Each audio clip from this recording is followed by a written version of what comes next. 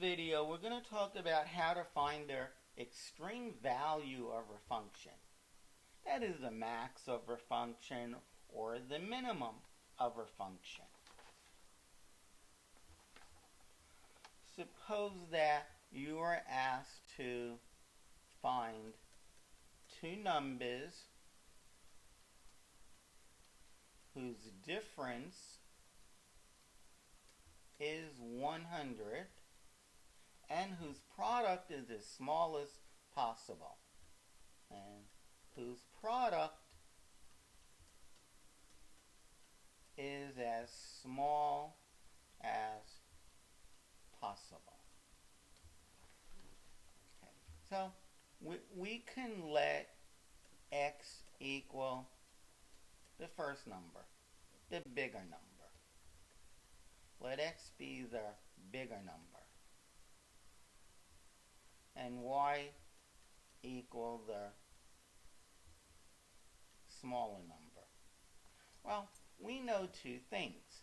The difference between the two is 100, and the product is x times y. And I want that product to be as small as possible. If I add y to both sides, I come to learn that x is 100 plus y. That's another way of writing x. So x times y, which is 100y plus y squared. Now, I want to know what the least this can be. What is the smallest that can be? So, y squared plus 100y. What is the smallest it can be? Well, it is a positive x squared. So, it will have a min. And that min is where y is negative b over 2a. Remember, that's a, that's b, and for the record, c is 0. So y is equal to negative 100 over 2 times 1, which is negative 50. Y should be negative 50. And x is going to be 100 plus negative 50, or 50. The difference between these two numbers is 100. 50 minus a negative 50 is not 0, because the reason you might say 0 is because you know 50 minus 50 is 0. But that's not 50. So 50 minus negative 50 is 100. And I'm telling you, good luck in finding a smaller product. Okay, if you tried, I don't know, if you tried 90 and negative 10, they differ by 100, and their product is only negative 900. That's more negative. Now, let us be sure that we answered the question. The question said to find the two numbers, and I did. I found both numbers. They never asked me what the min product will be. It will be negative 2500. You cannot find any two numbers that differ by 100 whose product is smaller than negative 2500. You can try all day long. You can use 70 and negative 30. This product is only negative 2100. If you use negative 30 and negative 130, they differ by 100, but their product will be positive, because a negative times a negative is positive. And no positive number is smaller than negative 2500. One number has to be positive and one has to be negative in hopes of getting the product to be less than negative 2500. It's not going to happen. 50 and negative 50, that's the answer. Suppose you were asked a similar problem. That is, find two numbers. Find two numbers whose sum is 100 and the sum of their squares is a min, is the least it can be. So, let x equal one number, let y equal the second number. So what you know is that the sum of the numbers is 100. And I'll write SS for sum of squares. The sum of squares, well, it's x squared plus y squared. We want this to be as small as possible. Well, if I bring the y to the other side, I learned that x is 100 minus y. So the sum of squares is 100 minus y squared plus y squared. You get 100 squared, which is 10,000, minus 100 times y times 2, which is 200y, plus y squared, plus another y squared. So we get the sum of the squares is 2y squared minus 200y plus 10,000. Now I'm going to factor out a 2. So I get y squared minus 100y plus 5,000. Now I want to know when this is the least. Once again, it's a positive y squared. It's going to have a min when y is negative b over 2a. The y min is going to be negative 100 over 2 times 1. It's going to be 50. Okay? So the second number is 50. But remember, the sum is 100. So the first number is also 50. Or you can say that x is 100 minus 50, which is 50.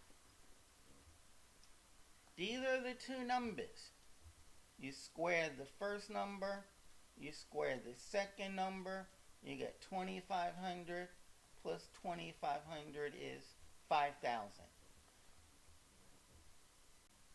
I dare you to find two other numbers that add up to 100, like 70 and 30, and when you square them and add them up, get more than 5,000. 70 square is 4,900. Sorry, and get lower than 5,000. 30 squared is 900. That's 5,800. You will never get below 5,000.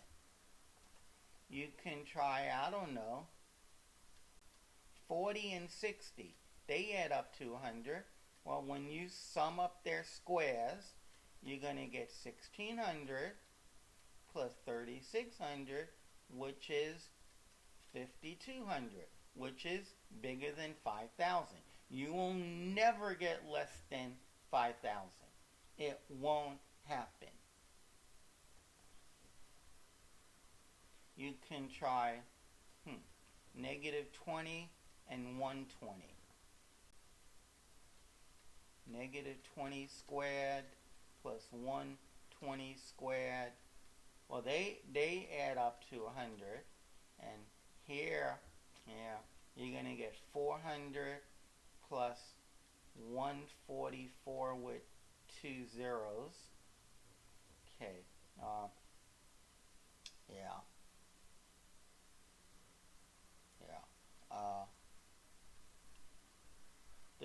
problem should have said find two positive numbers. Okay, the reason that's, you want to find two positive numbers.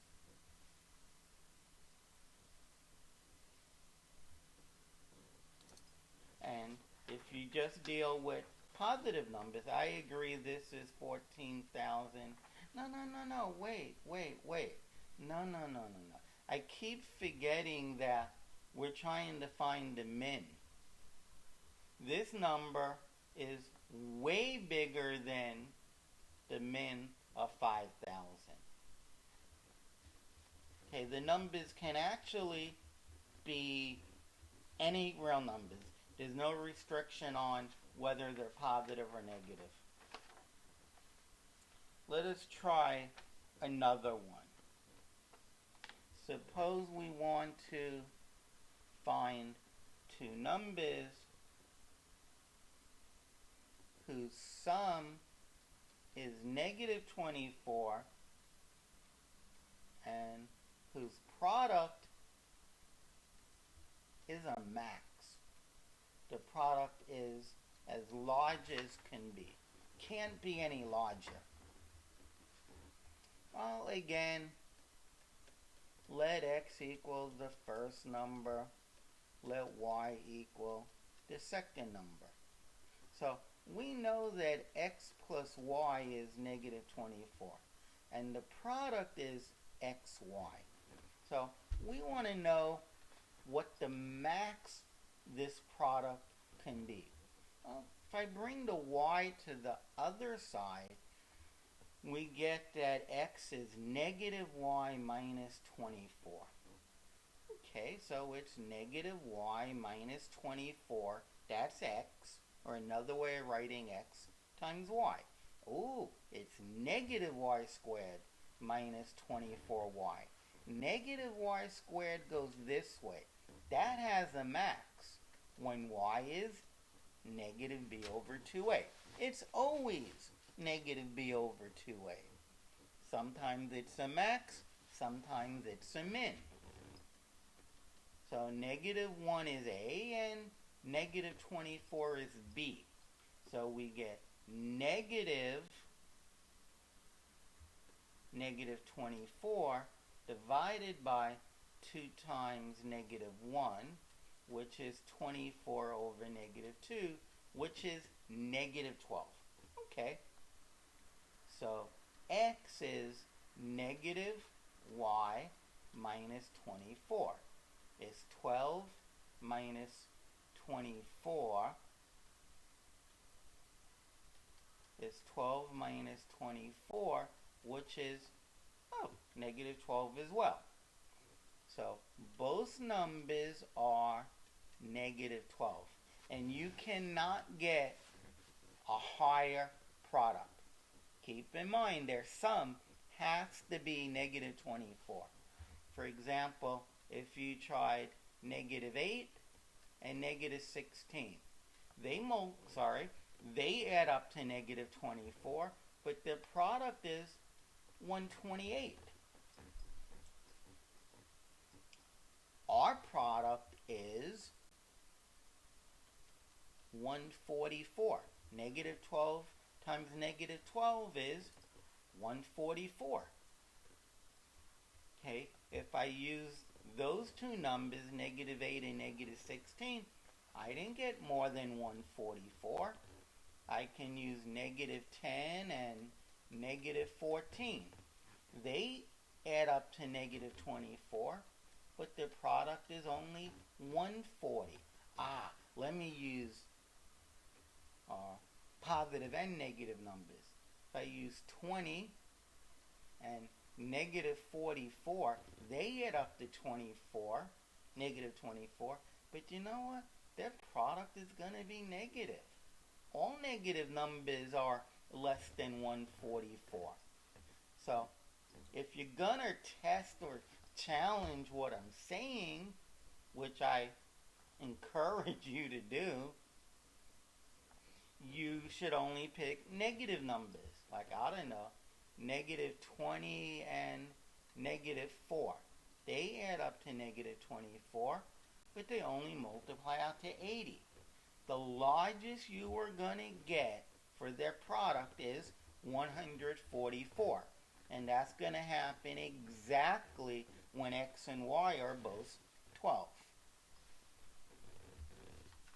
Let us try another problem.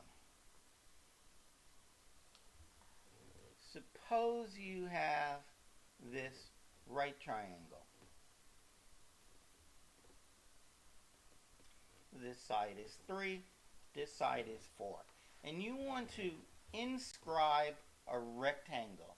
A rectangle with the largest possible area. Now, it's pretty silly to put, say, the rectangle like that. Because you could have gone a little bit further. Oops. You could have gone all the way to the edge, and you would have gotten some extra area. And that is what I'm saying. Which rectangle will give you the largest area? Okay. It makes no sense not to go to this hypotenuse. Okay. It's just ridiculous to just put that rectangle. Because once again, you could have gone up a little bit higher and you would have gotten that area. So we definitely want to go to that line, the hypotenuse. In fact, picking a point on the hypotenuse gives you the rectangle. This is 3, this is 4, here's the line. If I pick that point on the hypotenuse, then there's my rectangle. I'm not going to get into why it doesn't make sense, for example, to put the rectangle like that, where these two lines are parallel. I'm not going to get into why that's not going to give you the largest area. Okay? So, again, if we pick a point on their hypotenuse, it defines the rectangle. There's the rectangle. If we pick this point, it defines the rectangle. So, the question is, which point do we pick on the line to find the area of the rectangle, to get the largest area?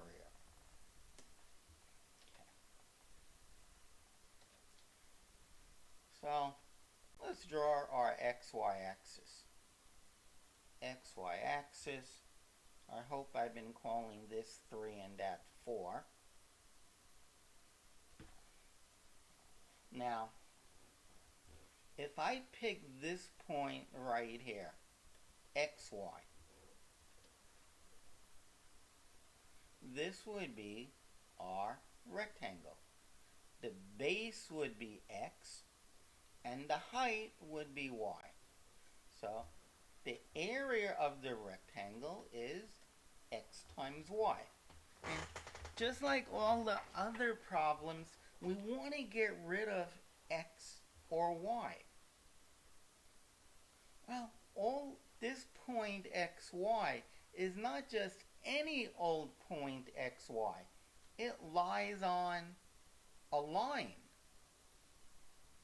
We know we can find the equation of that line. For example, if we found out the y is 2x plus 7, then I can change that y to 2x plus 7.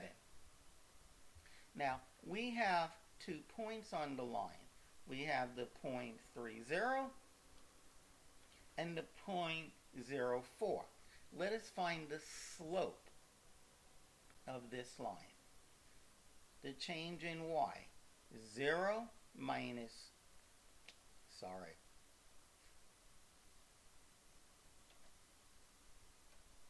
let us find the change in y. 0 minus 4 divided by the change in x. 3 minus 0, which is negative 4/3. Okay, so we have the slope, and we have a point. Actually, we have 2 points. I'll pick 0, 4. I'll pick 0, 4. Now, we know that every line can be written in this form. Well, we know M. You know what? We also know B. B is the y-intercept. It's 4. That is, this here is the equation of the line. Okay, so A is equal to x times negative 4/3 x plus 4, which is distributing negative 4/3 x squared plus 4x. This here is a negative parabola. It will have a max. It will have a max. And again, maybe I didn't state it clearly, but the instructions are find the length and width of the largest rectangle that I could inscribe in this triangular area. Now, here we have x is negative b over 2a. So x is, remember, that's a. Okay, so just one thing, please.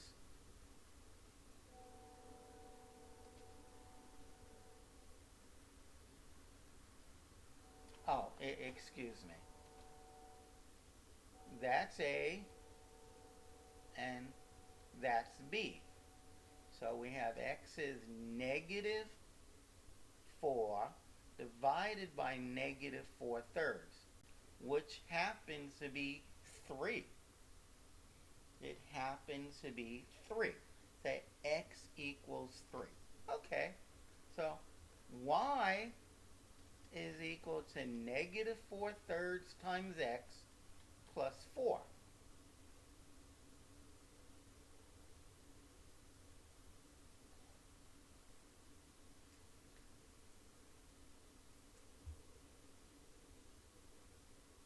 X is 3.